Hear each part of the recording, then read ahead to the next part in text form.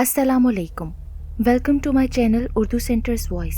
तमाम video updates के लिए उर्दू सेंटर्स वॉइस को सब्सक्राइब करके बेल नोटिफिकेशन को ऑन कर दें। तो आइए सुनते हैं आज की वीडियो में किसी की ज़िंदगी पर बीती एक सच्ची और पुरस्रार कहानी। ये दुनिया इसरार से भरी हुई है। कब कहाँ राह चलते क्या पुरस्रार हालात रोनमा हो जाएं, कुछ कह नहीं सकते।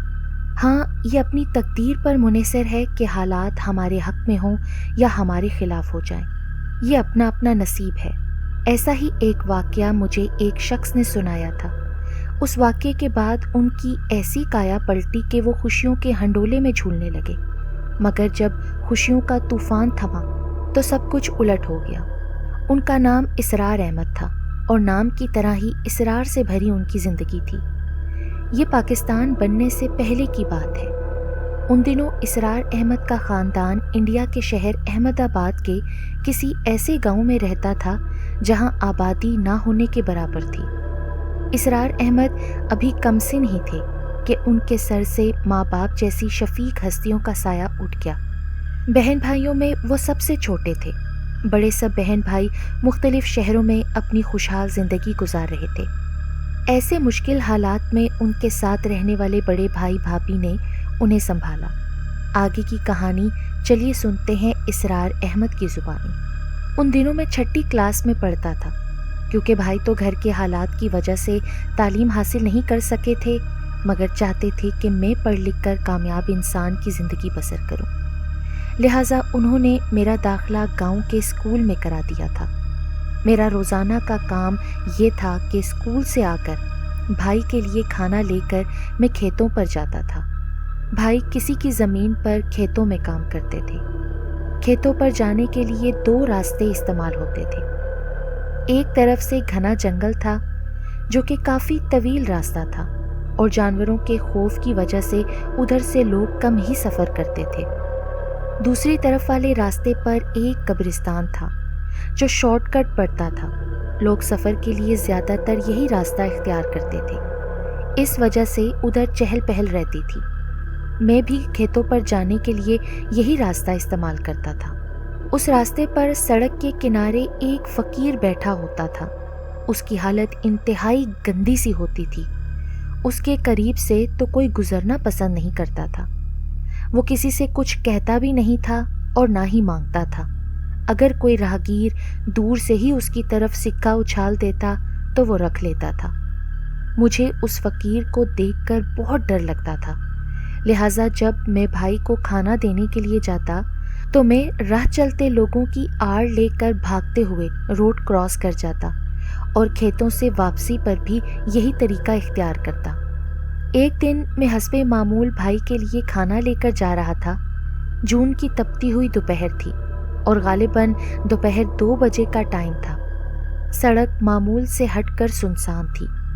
ना कोई आदमी था ना आदमजाद। आज तो परिंदे भी गर्मी की शिद्दत से बिलबिलाकर अपने घोंसलों में आराम कर रहे थे। हवा में हल्का सा भी इर्ताश पैदा होता तो दरख्तों के पत्तों की सरसराहट पर अपने पीछे किसी जी रूह का एहसास होता। ऐसे सुहान रूह मंजर था कि अपने ही कदमों की आहट से दिल दहल जाता। जब मैं ऐसे होलनाक सन्नाटे से डरते हुए उस सड़क पर पहुंचा तो दूर ही से वो फ़कीर सड़क के किनारे बैठा हुआ नजर आया। मैं आहिस्ता आहिस्ता कदम उठाता हुआ ये सोचता हुआ जा रहा था कि आज कैसे सड़क पार करूं। आज तो कोई भी नज़र नहीं आता। तब मैंने सोचा सड़क आते ही जल्दी से भागकर गुजर जाऊंगा। जैसे ही सड़क का किनारा आया मैंने अपनी तरकीब पर अमल करते हुए दौड़ लगा दी। जब मैं भागते हुए उस फ़कीर के करीब से गुजरा तो उस फ़कीर ने मुझे आवाज़ दी, ए लड़के इधर आ। मैंने खौफज़दा नज़रों से चारों तरफ देखा। वो चिल्ला कर बोला, इधर उधर क्या देखता है, मैंने तुझे आवाज़ दी है, इधर आ। मैं डरते हुए उस फ़कीर के पास पहुंचा तो वो फ़कीर बोला, जा होटल से जाकर मेरे लिए चाय और बिस्किट लेकर आ। होटल सड़क के बिल्कुल आखिरी कोने पर था। वहाँ जाने के लिए 10 मिनट लगते थे। मैं उस फ़कीर से पैसे लेकर होटल से चाय बिस्किट खरीद कर लाया और फ़कीर को देखकर जल्दी से आगे बढ़ने लगा तो वो फ़कीर बोला, کہاں جا رہا ہے؟ میرے ساتھ بیٹھ کر چائے بسکٹ کھا۔ میرے منع کرنے پر فقیر بولا، کھا لے ورنہ بہت پچھتائے گا۔ اب مرتا کیا نہ کرتا، بیٹھ کر چائے پینے لگا۔ اس نے بسکٹ اٹھا کر مجھے دیے کہ لے کھا۔ مجھے اس کے ہاتھ سے لیتے ہوئے گھن آ رہی تھی، مگر میں نے خاموشی سے لے کر کھا لیے۔ اب میرا خوف کافی حد تک کم ہو چکا تھا۔ کھانے کے دوران اس نے مجھ سے پوچھا، یہ ٹفن لے کر کہاں جا رہا ہے؟ میں نے کہا، بھائی کو کھیتوں پر کھانا دینے جا رہا ہوں۔ جب ہم لوگ چائے بسکٹ کھا چکے تو وہ مجھ سے بولا، اب تو چلا جا اور پیچھے مڑ کر مت دیکھنا۔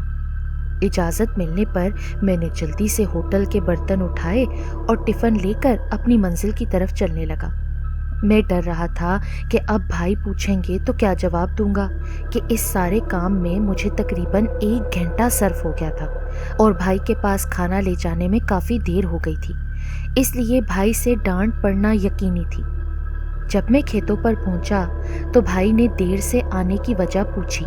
میں نے کہا، بھائی وہ اسکول کا دوست مل گیا تھا، اس سے باتیں کرنے لگا تھا۔ بھائی مطمئن ہو کر کھانا کھانے لگے۔ میں نے بھی جان بچ جانے پر اللہ کا شکر ادا کیا۔ بھائی سے کھانے کے خالی برتن لے کر جب میں واپس اسی راستے پر آیا تو حیرت سے میری آنکھیں کھلی رہ گئیں، کیونکہ ابھی کچھ دیر پہلے جس فقیر کے ساتھ 1 گھنٹہ بیٹھ کر میں نے بدلے نخواستہ چائے بسکٹ کھا کر گیا تھا، اس کا تو اب دور دور تک کوئی نام و نشان نہیں تھا۔ حالانکہ ایسا کبھی نہیں ہوا تھا۔ روزانہ میں آتے جاتے اسے دیکھا کرتا تھا، وہ اپنی اسی جگہ پر بیٹھا ہوتا تھا، مگر آج غیر معمولی طور پر واپسی پر وہ موجود نہیں تھا۔ اتنی سی دیر میں وہ نہ جانے کہاں چلا گیا تھا، اور اس سے بھی زیادہ حیرانی کی بات یہ تھی کہ جہاں وہ بیٹھا ہوتا تھا وہاں چند سکے پڑے ہوئے تھے۔ میں نے سوچا شاید اس فقیر کے رہ گئے ہوں گے۔ میں نے یہ سوچ کر جیب میں رکھ لیے کہ کل واپس کر دوں گا، اور میں نے گھر کی راہ لی۔ دوسرے دن جب میں بھائی کو کھانا دینے گیا تو فقیر موجود نہیں تھا، مگر کل کی طرح آج بھی وہاں چند سکے پڑے ہوئے تھے۔ میں نے اٹھا کر جیب میں رکھ لیے۔ مجھے بڑا تعجب ہوا کہ اتنے راہ چلتے لوگوں کو یہ سکے نہیں نظر آتے اور کسی نے بھی نہیں اٹھائے یا کسی نے اس طرف دھیان ہی نہیں دیا۔ ایسا پھر روزانہ ہونے لگا۔ مجھے وہ پھر فقیر دوبارہ کبھی دکھائی نہیں دیا، مگر اس جگہ سے روزانہ مجھے سکے ملنے لگے۔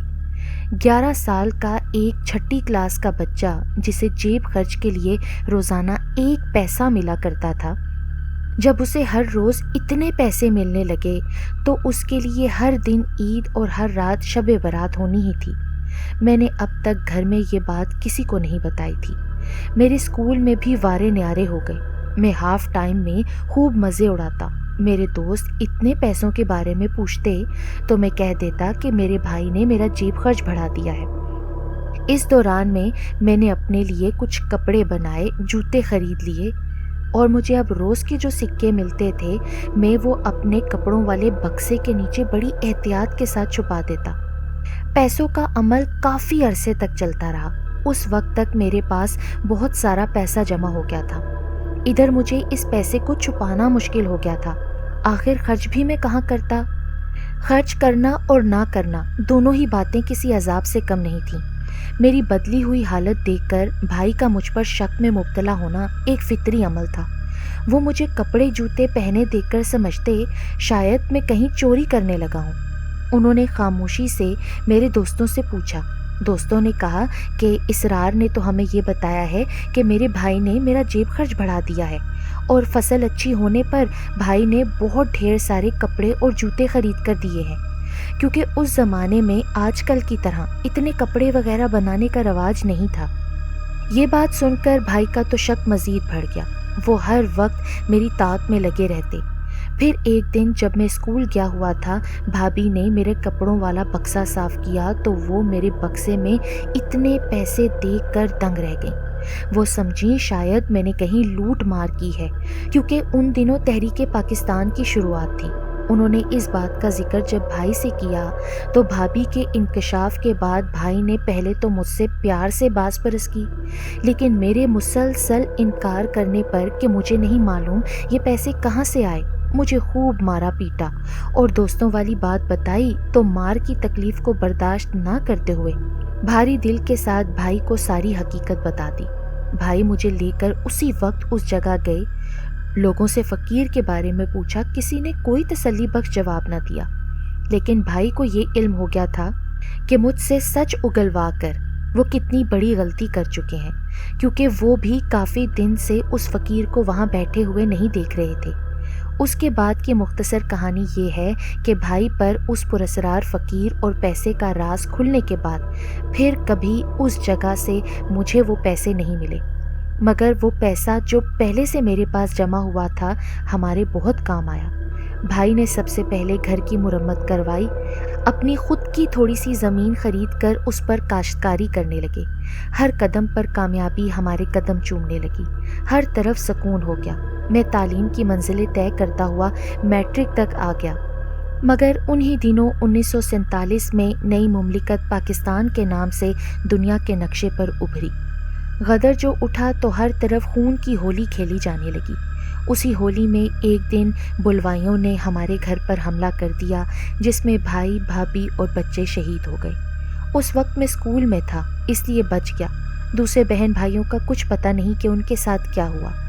تنہا رہ جانے کے بعد میں نے محلے کے قافلے کے ساتھ پاکستان ہجرت کی۔ یہاں آ کر قسم پرسی کی حالت میں زندگی گزری۔ پیٹ کا ایندھن پالنے کے لیے لوگوں کے آگے ہاتھ بھی پھیلایا۔ شادی کی تو بیوی نے وفا نہ کی اور چند عرصے کے مختصر ساتھ کے بعد دنیا میں تنہا چھوڑ گئی۔ پاکستان میں بھی بہت سے پراسرار واقعات میرے ساتھ پیش آئے، جن کی کہانی تو الگ ہے۔ یہاں آ کر پھر میں نے ایک مل میں نوکری کی۔ وہاں کا مالک بہت رحم دل تھا، مجھے ایک معقول رقم دے دیا کرتا تھا، جس کی وجہ سے میرا تھوڑا بہت گزر بسر ہونے لگا، مگر آج تک اس فقیر کو میں نہیں بھولا۔ کاش کہ بھائی میرے ساتھ زبردستی نہ کرتے تو شاید آج بھی میں خوشحال زندگی گزار رہا ہوتا۔